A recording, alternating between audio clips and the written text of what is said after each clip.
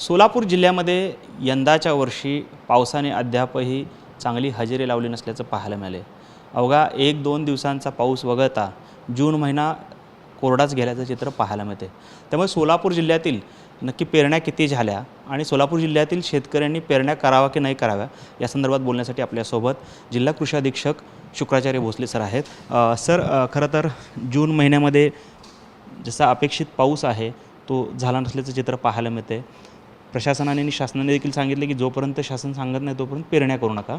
काय नक्की परिस्थिती पावसाची आहे जिल्ह्यातली आणि काय एकंदरीत शेतीची परिस्थिती? खरं तर यावर्षी एल निनोच्या प्रभावामुळं जो कमी पर्जन्यमानाचा जो हवामान खात्याने अंदाज वर्तवला होता आणि त्यानुसार जे काय आपल्याला जूनमध्ये जो पाऊस पडलेला आहे सोलापूरमध्ये तो 102 मिलीमीटर आपल्या सोलापूर जिल्ह्याची जूनची सरासरी असून ते यावर्षी फक्त आपल्याला 80% पाऊस पडलेला आहे, जवळजवळ 82 मिलीमीटर।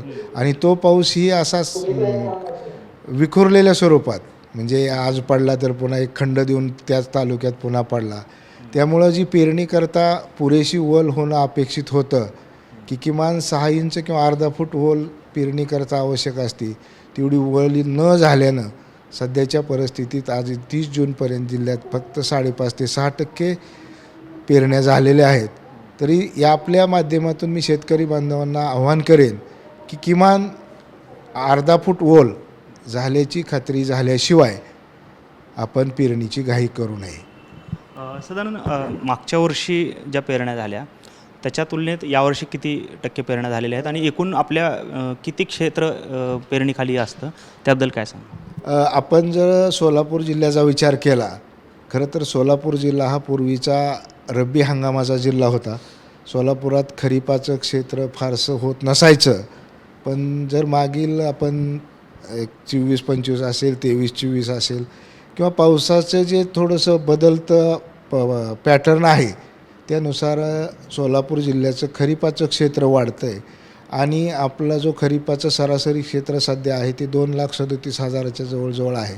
आणि गतवर्षी जर आपण 30 जूनपर्यंत किंवा जुलैच्या 1 जुलैपर्यंत जवळजवळ 93% पेरणी झालेली होती, पण त्या अगेन्स्ट ह्या वर्षी मात्र पेरणीचा वेग अत्यल्प असून ती आता 6%च्या घरात पोहोचलेली आहे।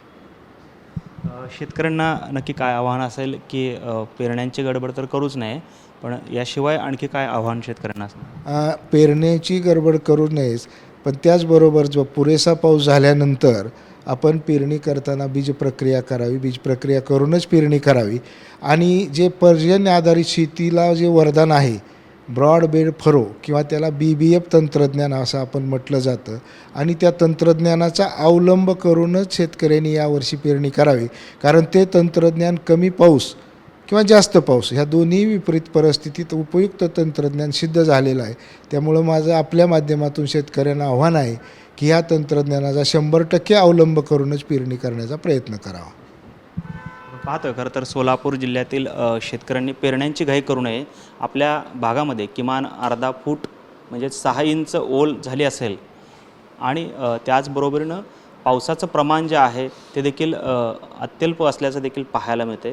त्यामुळे जरी पेरण्या करायची गडबड असेल तरी शेतकऱ्यांनी BBF तंत्रज्ञानाने पेरण्या कराव्यात असं आवाहन जे आहे ते जिल्हा कृषी अधीक्षकांकडून करण्यात आलं आपल्याला पाहायला मिळते। त्यामुळे पेरण्याची गडबड जी आहे ती करू नये। जिल्ह्यात केवळ 6%च पेरण्या झाल्याचं एकंदरीत चित्र आत्ता पाहायला मिळते। कॅमेरामन विनोद उमनाबादकरसह सागर सुरवसे, TV9 मराठी, सोलापूर।